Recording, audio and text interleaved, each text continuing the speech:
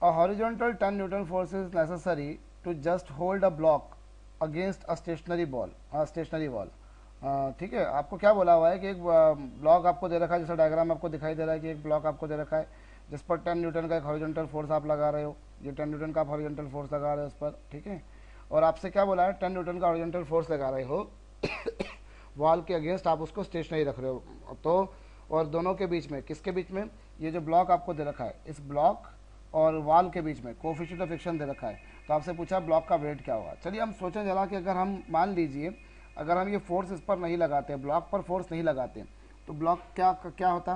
Block पर अगर हम ये जो हॉरिजॉन्टल फोर्स लगाया था हमने 10 न्यूटन का, अगर मैं वो फोर्स नहीं लगाता तो क्या होता, ये ब्लॉक को नीचे गिर जाना चाहिए था, ब्लॉक को नीचे गिर जाना चाहिए था, लेकिन ब्लॉक नीचे नहीं गिर रहा। इसका मतलब ये है कि इस पर फ्रिक्शनल फोर्स कहाँ लग रहा होगा, ऊपर लग रहा होगा। ठीक है भैया, अगर मैं इस हॉरिजॉन्टल फोर्स को नहीं लगाऊं तो ये ब्लॉक नेचुरल बात है, because of gravity it will fall down, नीचे गिर जाएगा वो, पर वो नीचे नहीं गिर रहा। इसका मतलब ये है कि उस पर आपने उसको रोकने के लिए फ्रिक्शनल फोर्स ऊपर की तरफ लगा होगा, ठीक है। और वॉल ने तो भैया जैसे ही आप ब्लॉक को इससे चिपकाएंगे, जैसे ही आप इस ब्लॉक को वॉल के साथ में जोड़ेंगे, वैसे ही वॉल ने क्या करना है, इसके ऊपर एक नॉर्मल रिएक्शन ऑफर करना है।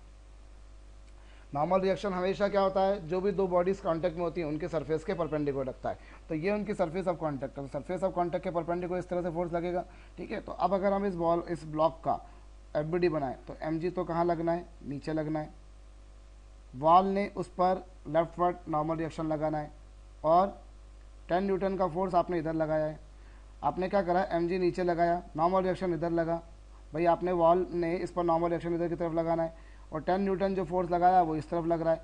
अब ये ब्लॉक नीचे गिर जाता, लेकिन ब्लॉक नीचे नहीं गिरा, इसका मतलब ये है कि जो फ्रिक्शनल फोर्स है वो क्या है, ऊपर लग रहा है, ठीक है। अब आप इसको स्टेशनरी रख रहे हो, आप ब्लॉक को स्टेशनरी रख रहे हो, मतलब इस पर लगने वाला नेट फोर्स कितना, भाई अगर बॉडी रेस्ट में है, इक्विलिब्रियम में है, नेट फोर्स जीरो है, तो इसका मतलब ये होगा कि जितना फोर्स राइट में उतना फोर्स लेफ्ट में, ठीक है। नेट फोर्स जीरो मतलब जितना फोर्स राइट में उतना फोर्स लेफ्ट में।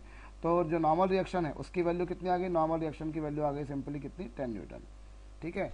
और फिर अगर ब्लॉक रेस्ट में है तो इसका मतलब जितना फोर्स ऊपर उतना फोर्स नीचे, भाई जितना फोर्स ऊपर उतना फोर्स नीचे, तो F equals to M G, और एफ इक्वस टू कितना होता है, F equals to mu N भी होता है। तो म्यू एन इक्वस टू कितना आ जाएगा, एम जी आ जाएगा। अब आप म्यू कितना दे रखा आपको, 0.2, एन की वैल्यू अभी आपने थोड़ी देर पहले निकाली, वो आई थी 10। मास आपको क्या बोला है, आपसे ब्लॉक का वेट ही पूछा, आपसे एम ही पूछा है। तो चलिए सिंपल सी बात हो गई, एम की वैल्यू जो आएगी वो कितनी आ जाएगी इससे, 2 न्यूटन, ठीक है, ओके।